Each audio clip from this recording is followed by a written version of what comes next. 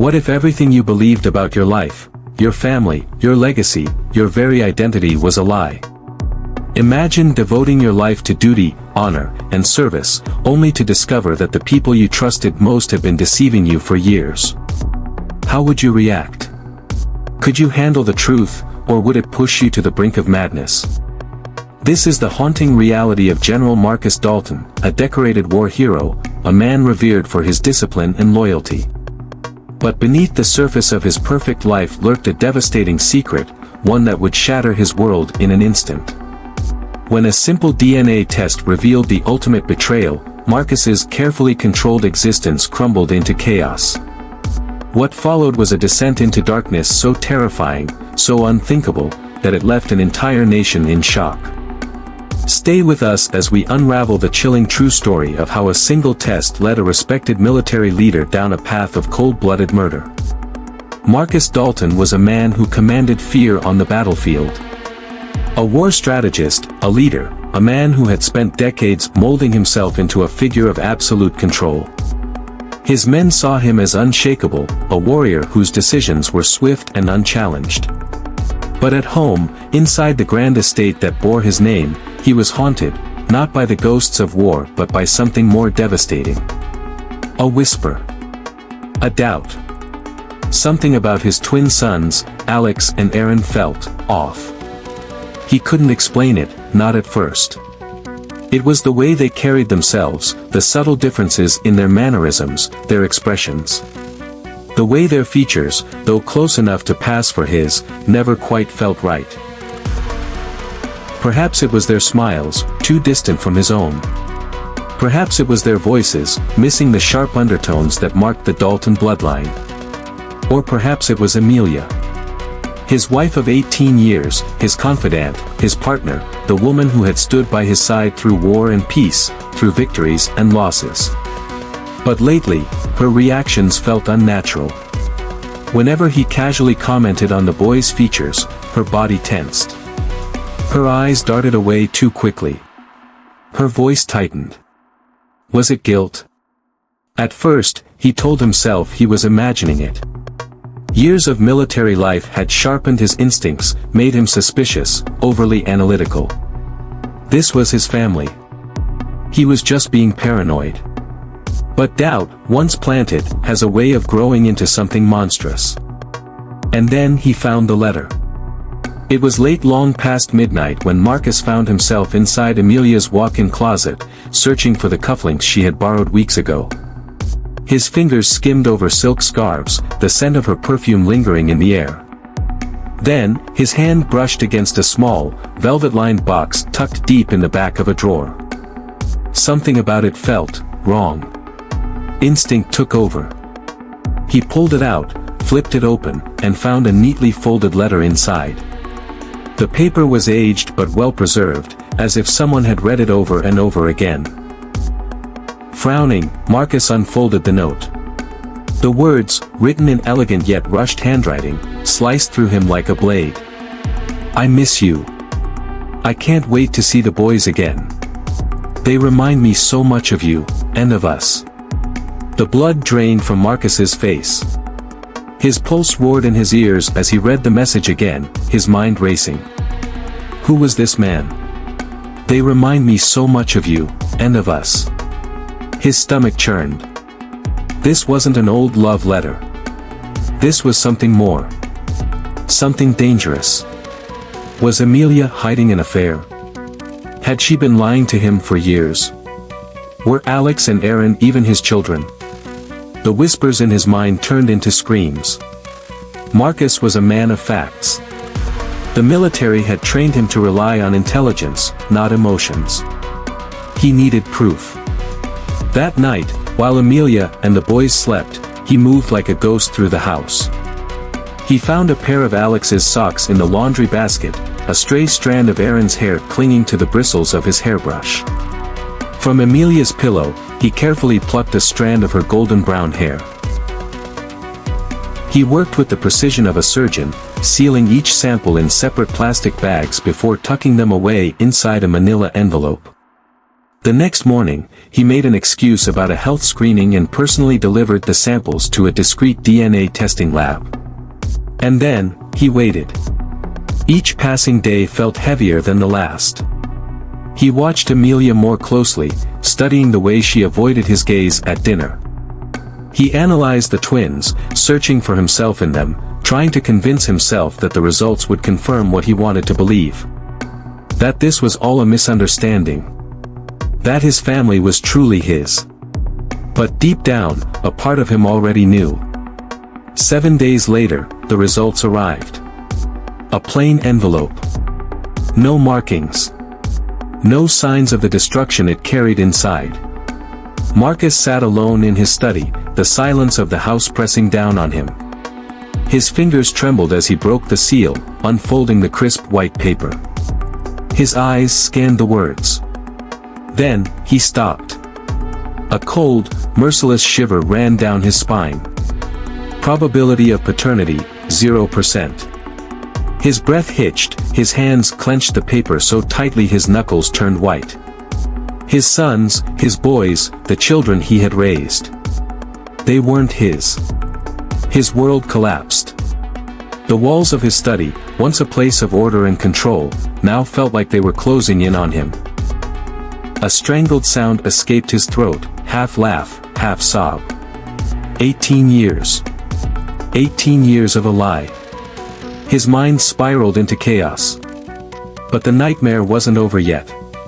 Because as rage boiled inside him, another question clawed its way to the surface.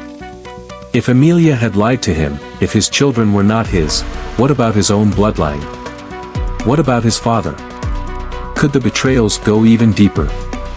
Fueled by a need for absolute certainty, Marcus arranged for a second DNA test, this time, comparing his DNA to that of his father, Charles Dalton. He needed something, anything to anchor himself. Surely, if everything else had been a lie, at least his roots, his name, his identity would remain untouched. 3 days later, another envelope arrived. His hands were steady as he tore it open. His heart, however, was another matter. He read the results once. Then twice. The words blurred, the letters swimming in his vision. Probability of paternity, 0%. Marcus's world shattered into a million pieces. His breath came in short, sharp gasps. His fingers went numb, the paper slipping from his grip and fluttering to the floor. His own father. The man who had raised him, taught him discipline, molded him into the soldier he had become. A lie. Marcus felt something inside him break. His entire existence had been built on deception. His wife had lied. His children were not his own. His own bloodline had been stolen from him before he even took his first breath. For the first time in his life, Marcus Dalton felt something he had never known before. Not anger. Not betrayal. Not sadness. Pure, unrelenting rage. And in that moment, he made a decision. Someone had to pay. What would you do if you found out your entire life was built on deception? Would you walk away or would you make them suffer for their lies? Stay with us as we uncover how General Marcus Dalton turned from a hero into a monster. Marcus sat frozen in his study, staring at the damning DNA test results laid out before him. The room was silent, yet the noise in his mind was deafening, a relentless storm of rage, disbelief, and pain crashing against his very soul. His hands trembled as he reached for the documents again, his eyes skimming over the words he had already read 100 times. Probability of paternity, 0%. The truth was undeniable. The children he had loved, raised, and protected were not his. And neither was the man he had idolized as his father. His chest tightened, a pressure building so intensely that he felt as if he might explode. His entire life had been nothing more than an elaborate lie, a cruel joke orchestrated by the people he trusted most. Marcus's jaw clenched so tightly it ached.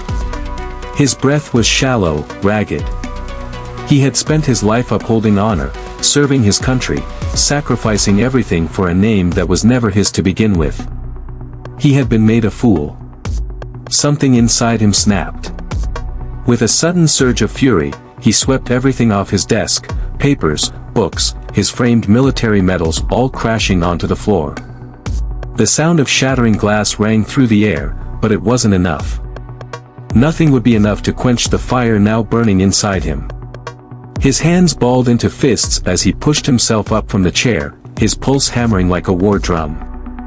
There was only one person who could answer for this betrayal. Emilia.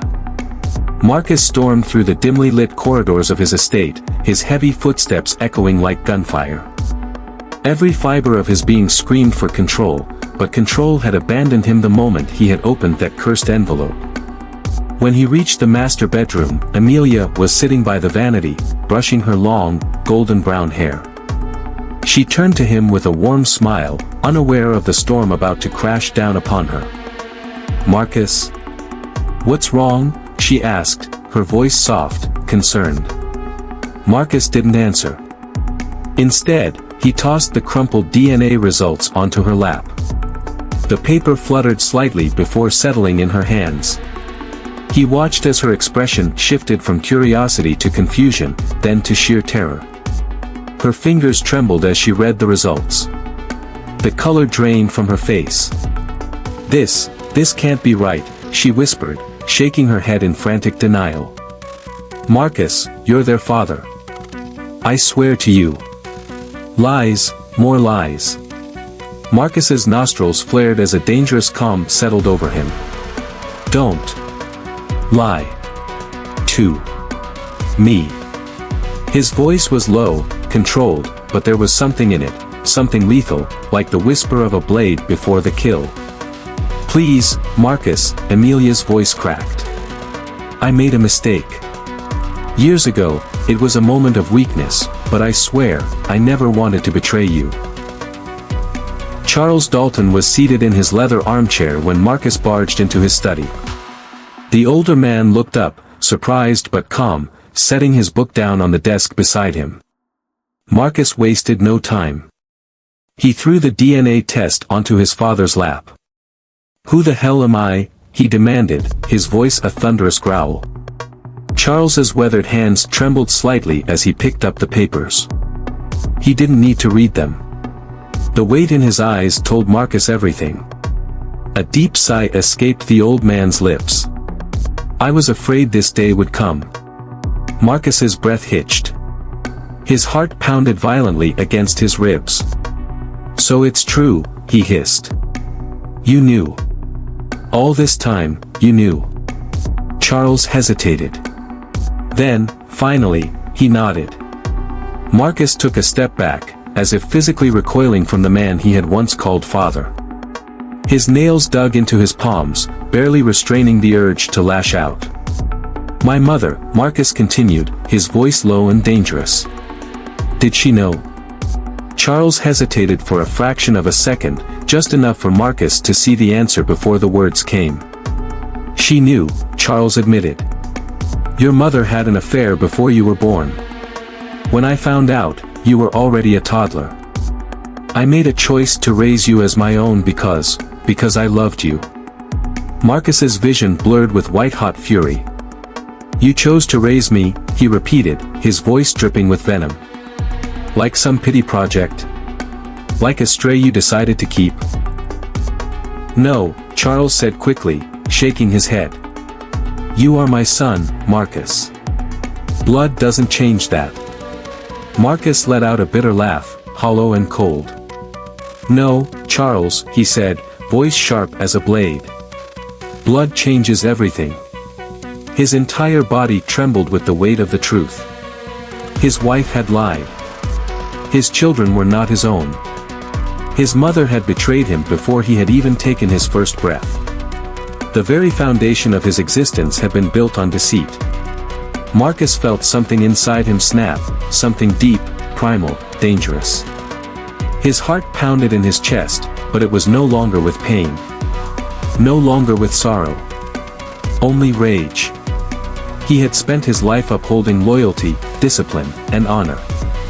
And what had it given him? Nothing. They had stolen his legacy. his bloodline, his identity.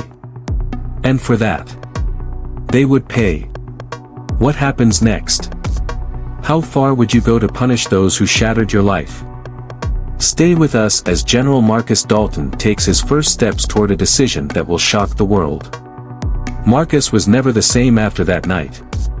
The moment he discovered the truth, the cruel deception that had unraveled his entire existence, something inside him had fractured beyond repair. It wasn't just betrayal, it was an annihilation of his identity. For days, he wrestled with the torment of it all.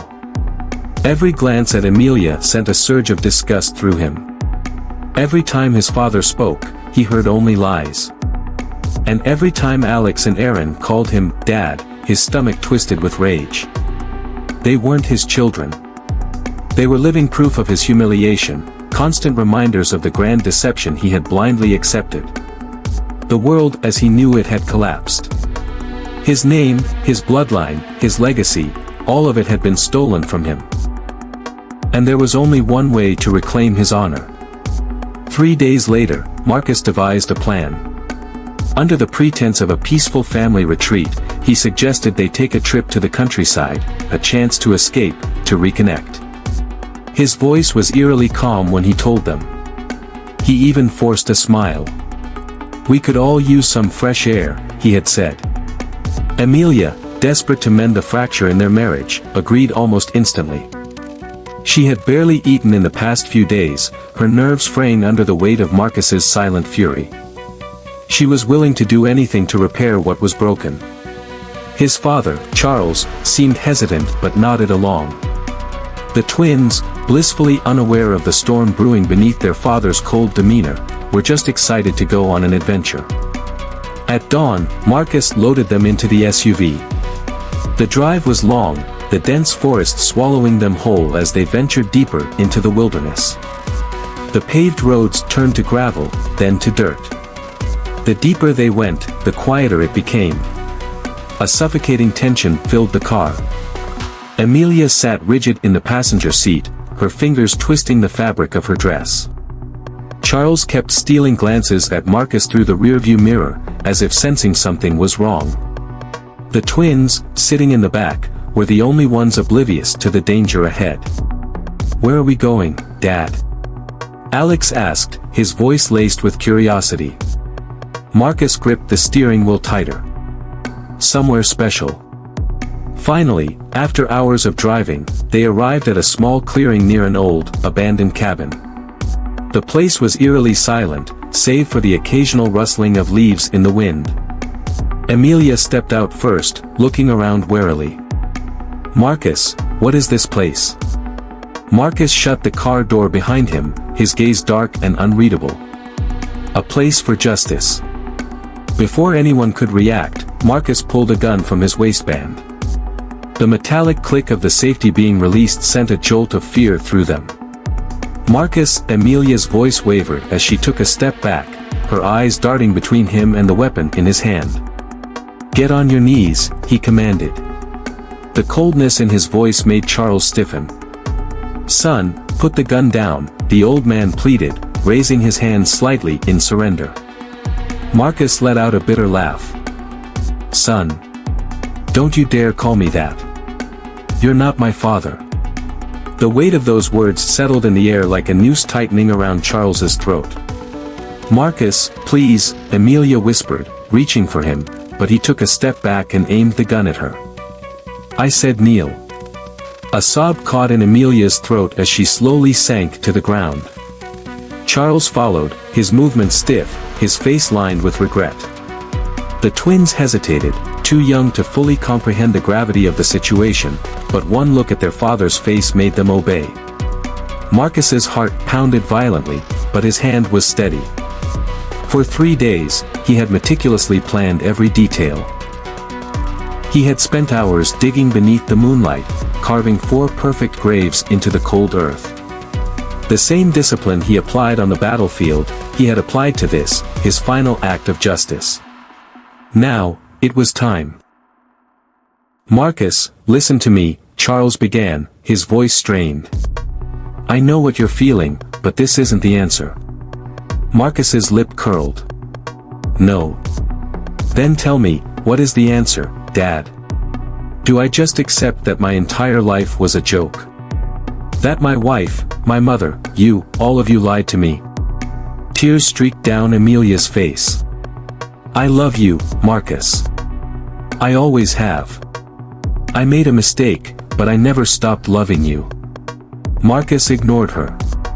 He looked at his sons, no, not his sons, and something inside him twisted. They had done nothing wrong, but their existence mocked him.